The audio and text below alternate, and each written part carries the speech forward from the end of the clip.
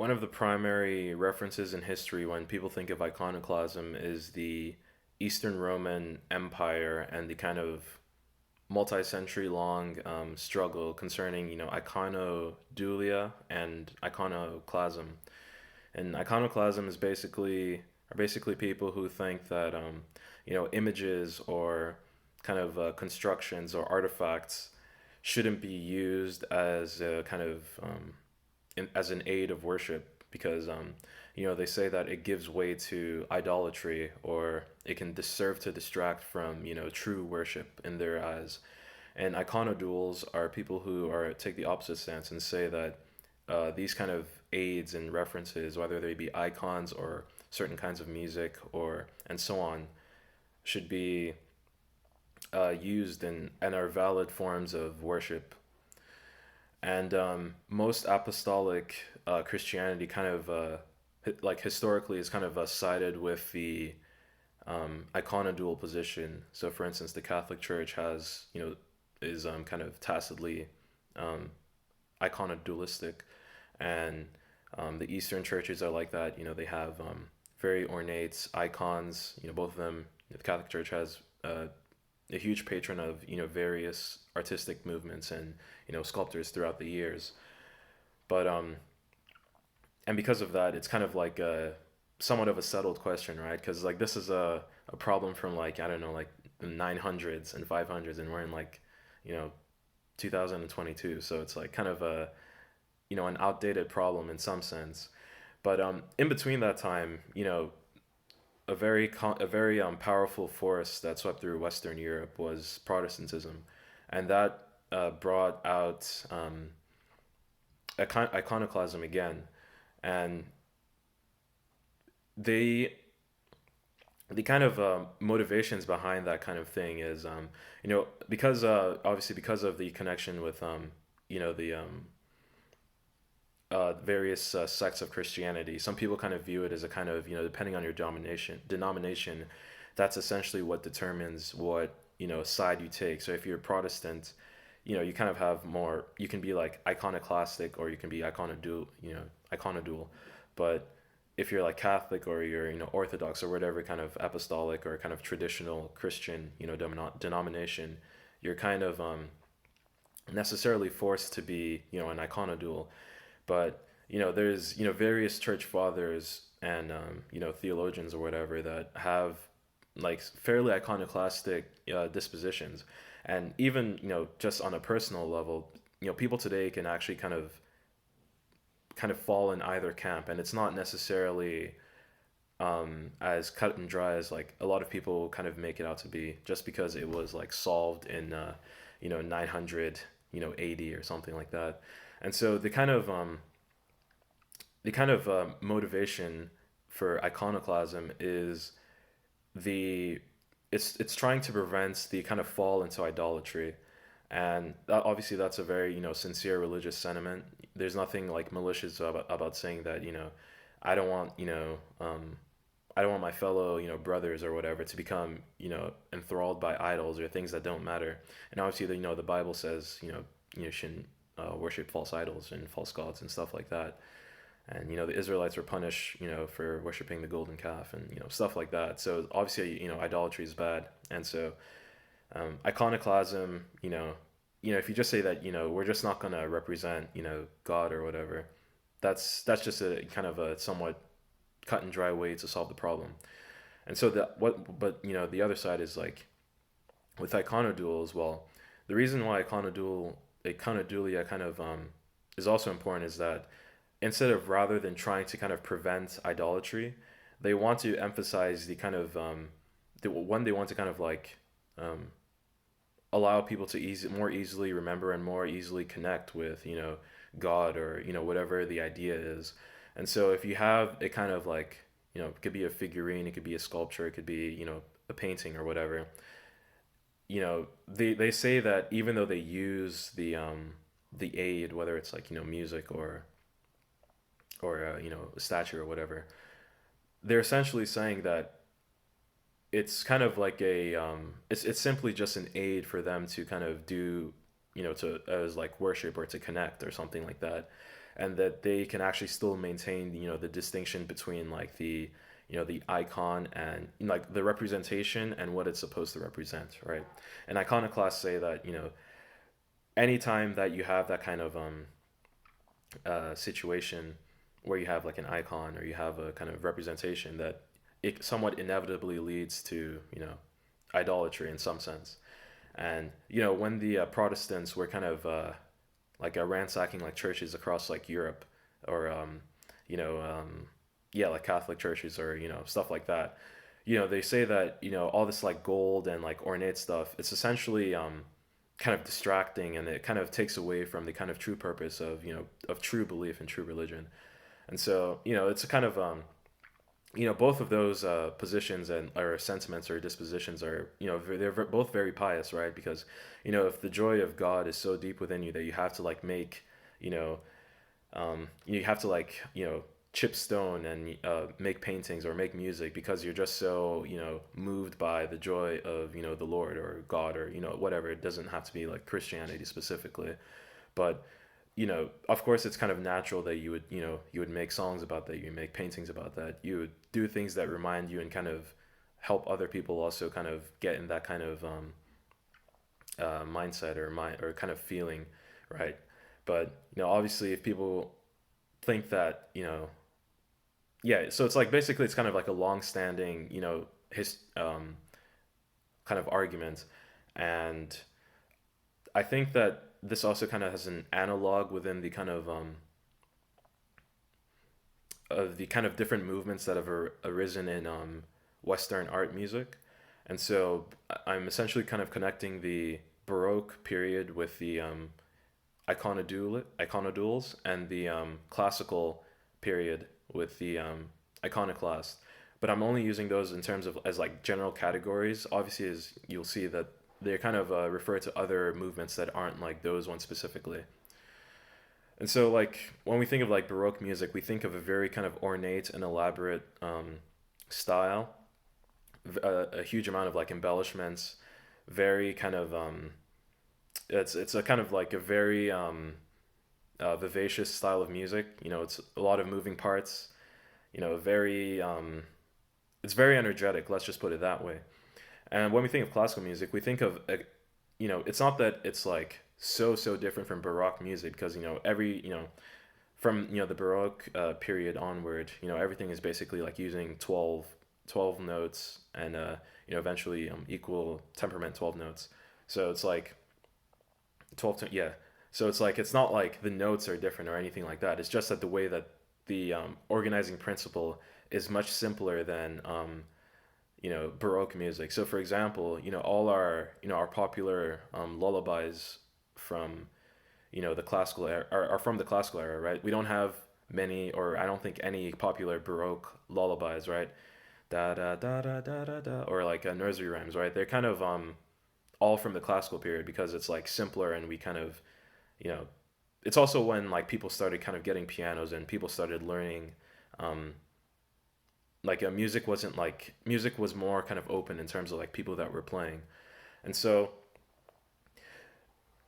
this kind of tendency, like this kind of transition from Baroque music to classical music, is essentially kind of like a simplification in style, right? It's people, composers and players, obviously making the decision to play things that were kind of, it's not like, when I say simple, I don't mean like in terms of like, I don't see like stuff that's difficult as being good necessarily or bad necessarily. It's just like it's a simpler style of music. It's difficult to play still, obviously, but in terms of the organizing principle, it's not as ornate as what romantic period music would be, or Baroque preceding them was, right? But I'm just trying to highlight the kind of the kind of back and forth movement in style that's present in the music, right? Because you have something like Baroque music, which is like complex, and you have classical music, which is simple. Then you have romantic music, which is complex as well, right?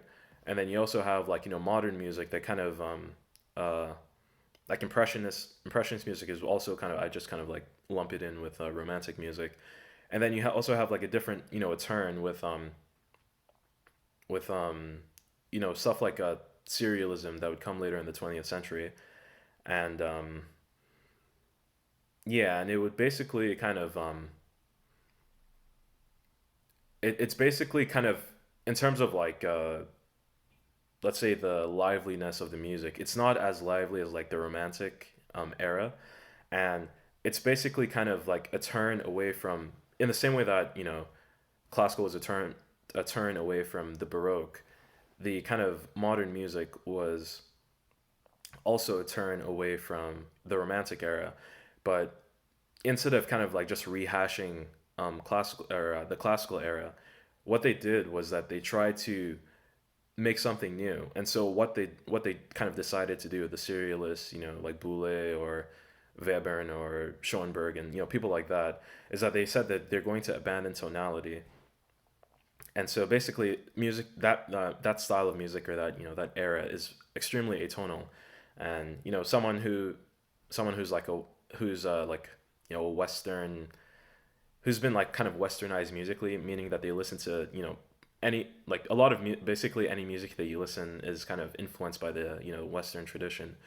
So it's basically anyone who kind of grew up in that kind of environment or is like kind of sensitive or particular to that style of music is going to find that kind of music very kind of difficult to listen to, right? Because there's no tonic center, there's only tension, there's no release, there's no kind of home or kind of um, like satisfactory place of rest when they listen to the music. And so because of that, a lot of people aren't going to find it very pleasant to listen to. But if you look at this kind of in the larger kind of perspective, it's not actually that much different from in the Baroque era.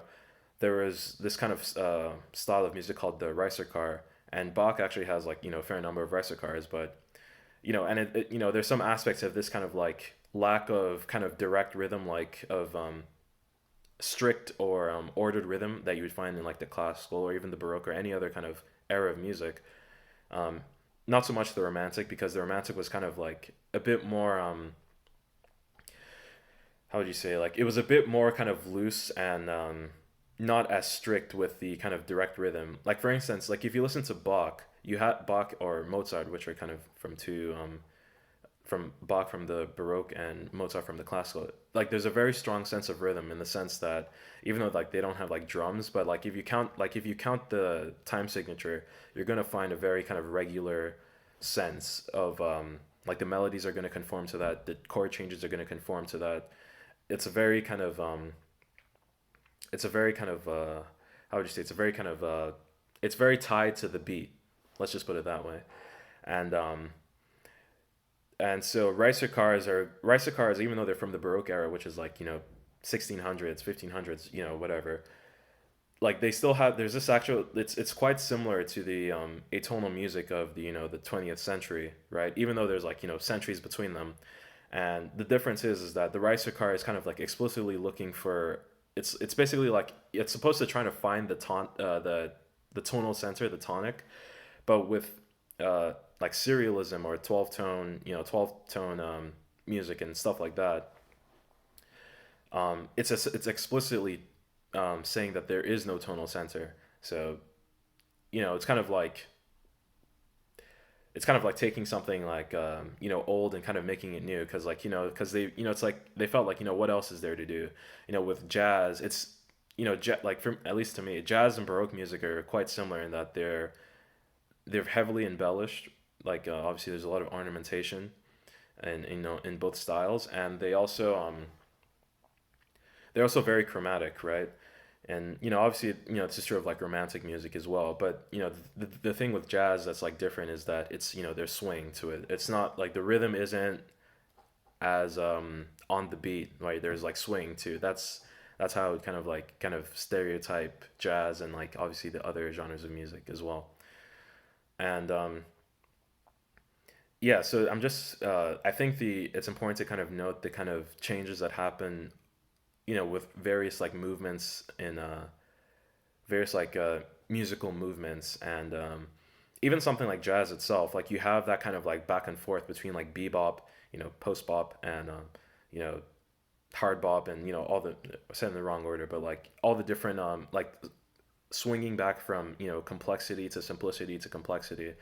And what aspect that's being changed obviously varies depending on the time and the musician or composer's like disposition and what they like to hear. But there's definitely like influences that are, if someone goes like takes a like a style or a field in a kind of an opposite direction, the people who kind of facilitate or kind of inspire that change are still part of the influence, right? So even though like someone is going saying that I'm gonna I'm gonna take what this person said and go in the exact opposite direction, right? That person is still a very important influence on the the resulting artist.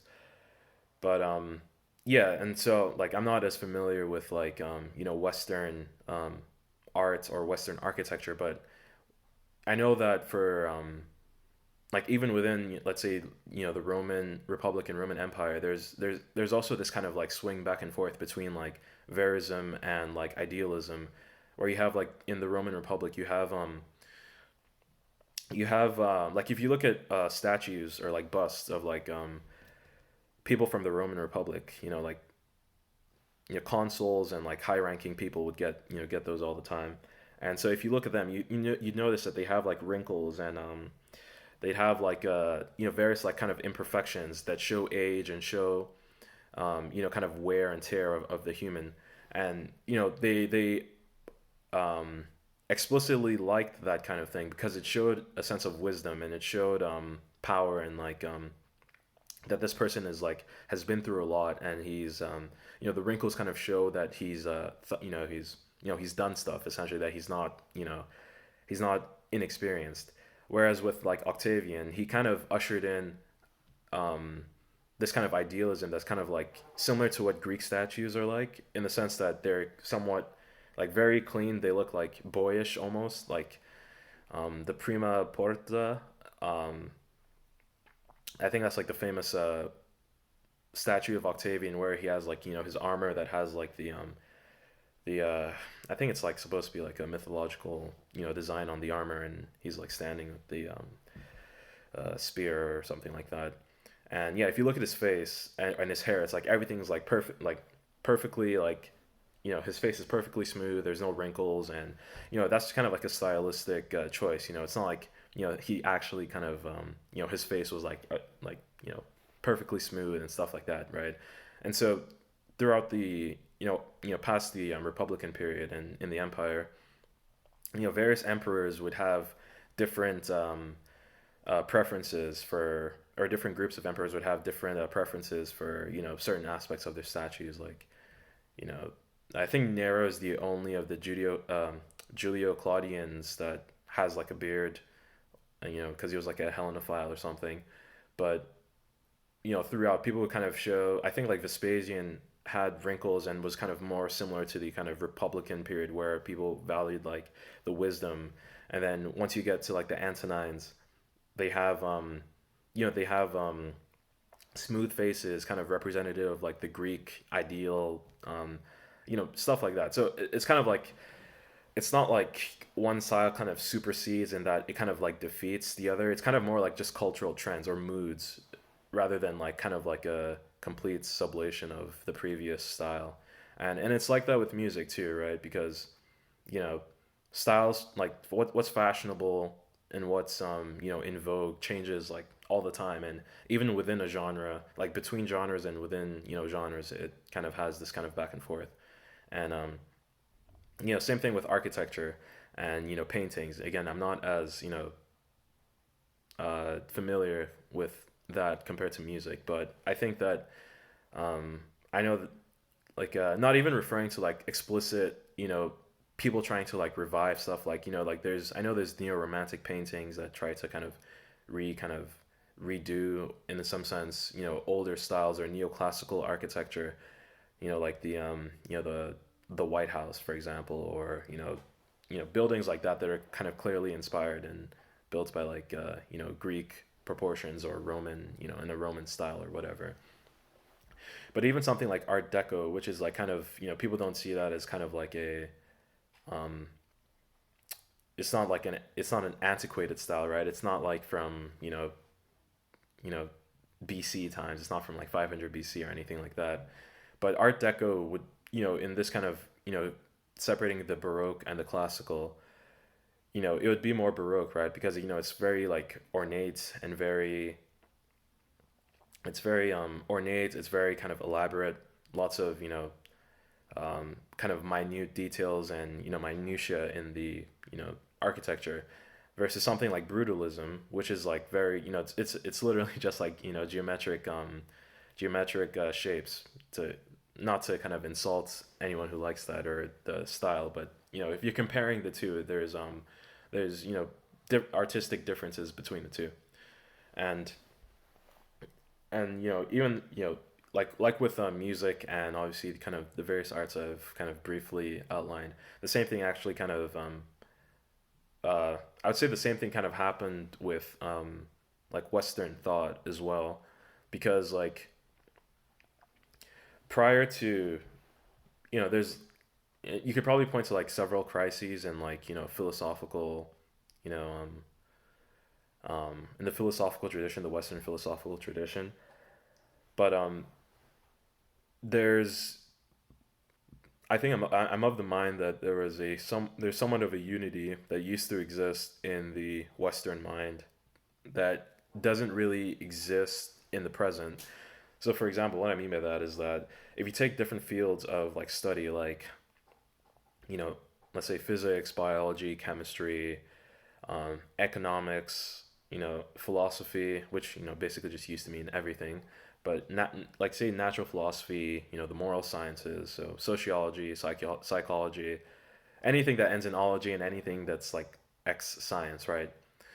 Before everything was kind of unified, either in the sense that you know the kind of assurance and confidence that basically everything leads back to God, or rather that there's always God or the one. It doesn't have to be like Christianity specifically, but I'm talking about the West. So that's kind of like that would be the kind of main justification, or explicit justification. But it just as it's just as applicable to people who are kind of like alchemical, who aren't explicitly Christian or whatever. And so basically this kind of breakdown of thought that occurred, um, it wasn't like a kind of a one event that kind of set it off, but it's just kind of like a series of like kind of of moving towards that kind of tendency. And basically it's something that's been broken and continues to be fractured and hasn't actually been recovered. And it's a very difficult thing to recover and like kind of fit back a gemstone that's been like shattered, right? Because there's a lot of pieces and you have to know how everything fits together. um, and so yeah, so this kind of breaking down into several parts allows things like specialization, right? And but with specialization kind of runs the risk of meaning actually being lost, because if you have something like statistics in, like, let's say you have sociology, and you get like some statistical measure of something. If you don't actually know what that means, like, is that actually like information, like, is that actually like knowledge, is that useful, like, is there any contextual background to the knowledge that's applicable? um that's that, like, is there any kind of piece that fits that into the rest of the knowledge that the a society or a tradition has? And so I think that it's better to think of what people think of as like breaks in thought, or in let's say in style, let's say whether it's like music or thought. So for example, like with postmodernism, which I don't know like anything about, but if I was going to like learn about it, I wouldn't think of it as like a break away from the past. I'd probably think of it as more as a kind of an expression of a different mood of the Western mind. Because from the little I do know of postmodernism, it actually just reminds me of like Hesiod, which is like pre-Christian, obviously, but it's also pre kind of it doesn't presuppose like a unity, which Christianity, and even like even though like everyone's like basically an atheist today, there's still this assumption of unity that was kind of inspired and it's not an explicit, it's not a uniquely Christian point of view, but historically it came out of Christianity and Platonism. So you know with if you have like, let's say you have like Hesiod on one side and Plato on the other, which both of them are pre-Christian, just to both of them are still part of the Western tradition, right? You wouldn't just excise like Hesiod from um the the Western tradition, or the Western, if you were going to imagine as a person, you wouldn't just kind of like separate him from his his fellow Greek, just because he's he wasn't as influential in like the medieval era or even in the present, but then somehow became more people kind of started thinking more along his lines of like a chaotic universe that's kind of like ruled by violence, and it's kind of like it's kind of just like more, it's just a more violent and it's a non-harmonious world, let's just put it that way. So Platonists and Christians and even like atheists are basically Christians. Like if we're looking at their kind of dispositions, like there isn't really much difference in the structure of their belief, but in the contents is where they say like you know basically kind of anyone who's like westernized is basically kind of more in line with like Plato for the most part. That's kind of why, that's partly why postmodernism, to me at least from the little I know of it, seems like such a kind of like, it sticks in the craw of a lot of Westerners, because they're kind of more conditioned to see kind of harmony and order. So even if you're an atheist or you're not a Christian of any explicit denomination, the kind of dispositions and the way you see like the order of the world, whether you think you're a deist or you think like science is like the answer and can sees all the order in the universe, and that's basically kind of a Christian, I'm just using it loosely, Platonist Christian way of looking at things. And um and um yeah, because people kind of see that kind of like disorder and discord as being kind of, they don't see it as antiquated, because I don't think many people kind of know about the, or kind of explicitly know about the differences between like Plato and Hesiod or whatever, but they see it as kind of an alien form, but it's actually it's pre-Christian, right? It's a very Western way of viewing things, and it comes up time and time again, where you have like people, the way people kind of view like natural selection is something like that, except that they kind of make it so that it has a kind of progressive way where it's like the the bad stuff gets like excised, and the good stuff, whatever survives is good, that kind of thing. So like everything isn't as cut and dry as like a lot of people kind of make it out to be, is what kind of the kind of point, I mean, at least that's the way it kind of appears to me. And so it's like all that is like well and good, but it's like kind of what's the point, right? Because like when you think about stuff that you like let's say furniture, or music that you like modern music, you don't have to listen to like 12 tone or jazz or anything, or well, I mean you can listen to those things, but anything that you like, even stuff like software design, right? Like like first of all, the software design in terms of like the architecture, but also in terms of like the UI, because like if you look at Apple versus like Windows, Apple has this kind of minimalistic um user interface design that's representative of like the classical um style that I've been kind of talking about, where everything's like simplified, whereas like stuff that's like you know Windows, or kind of not as it's not as like unified, it's not as explicit, right? Because like if you look at Windows programs like Audacity, are kind of, it's not, well, it runs on like several things, but like it's not a specifically Mac program is what I should say.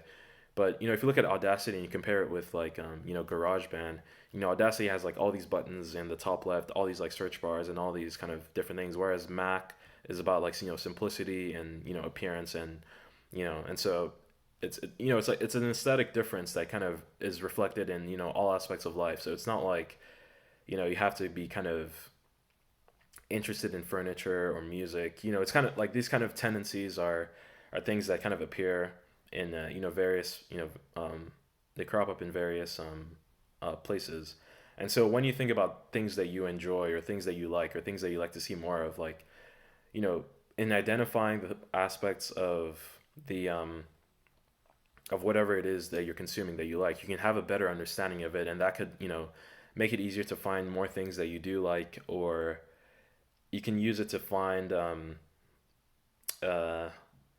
yeah, if you're someone who makes things, you can use it as a way of kind of identifying aspects of it. And so if you're making something new, like originality isn't like a real thing. It's basically people kind of taking what they've seen and kind of like, you know, reinterpreting it and, making, something out of it. So like no one is like purely original in terms of like, creating something ex nihilo or something.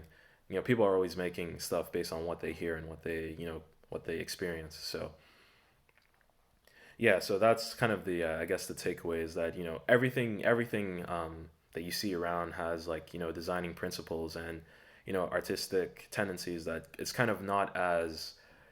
um, it's not as new as a lot of people think. Like maybe it's not a tangent, but it's like another example is like with the modern corporations have kind of tended towards like flat design in their kind of they're kind of changing their font from stuff like Times New Roman to kind of more, you know, um, more simplified and less kind of distinctive in terms of like there's having like serifs and basically all the kind of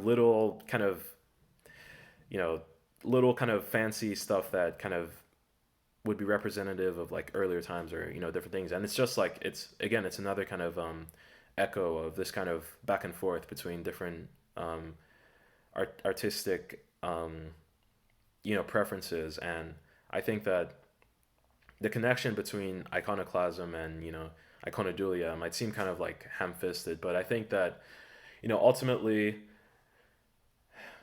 I think ultimately like those kind of choices, aesthetic choices or preferences, kind of do reflect the kind of way people kind of look at they kind of see the world or make the world, because the world is kind of like in the mind, or the perception of the world. If you want to, if you want to be kind of more um, anal about it, is kind of in the mind. So those kind of choices actually do kind of relay and influence how people do see the world, right? As someone who's like using like Unix with all these very like access to all these like moving parts, they I feel like people who, so to kind of use the terminology from earlier, people who kind of have a more baroque or integrated view of a preference, they kind of emphasize harmony.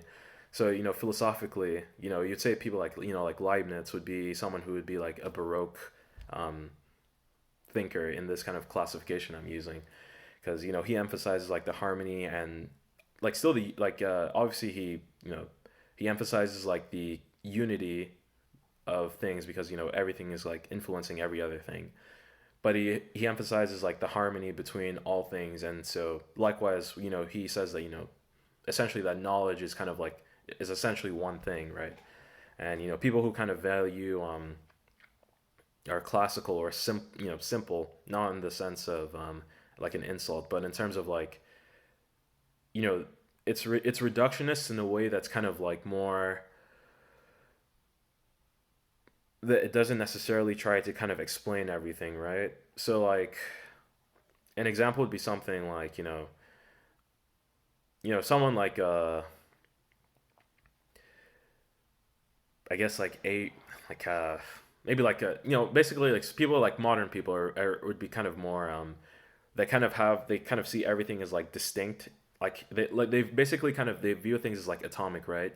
Because like if you compare Leibniz's monads with like Democritus's atoms, and how that's developed over the years, it's kind of like two different things, right? Because like the monad is saying that everything is kind of like connected to each thing, but each thing there's still an individuality, but there's still kind of a relationship between everything else, which is kind of weird. Because like if you think about how gravity is conceived of, it's actually like monads, right? Because like every physical thing in the commonly understood idea of gravity, um, which is you can say a lot of things about that, but I don't want the police to come after me about the gravity police. But you know the kind of commonly understood idea of gravity is that every individual particle exerts gravitational pull on every other particle, which if you believe in atoms is actually kind of because atoms is you know atom is about the kind of distinct and it being kind of differentiated and not actually part of something else, right? When someone is atomized, they're saying that they're kind of isolated, right? They're on their own, whereas the monad is like it's it's an individuality that has a kind of connection, right? So it's kind of like two opposing things, two opposing views of existence and stuff like that.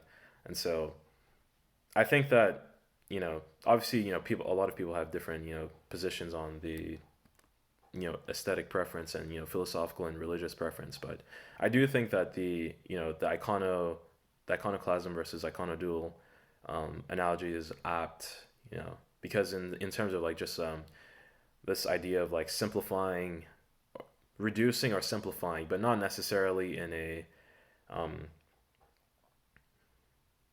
I don't say that as an insulting thing because, like I said, like both sentiments are kind of perfectly legitimate religious sentiments, but I feel like a lot of the time people don't a lot of the time people don't give the other side whichever one they kind of happen to vocalize, they don't kind of consider the other side as kind of the main thing.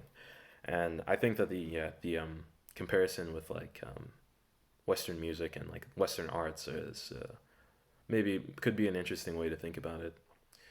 Yeah, when I started talking about this, my mom gave me a look like I was like mentally ill or something. But I think there's something there. So yeah, it was just a bit too noisy in my head, so I decided to make this video. But yeah, yep. Thanks for listening.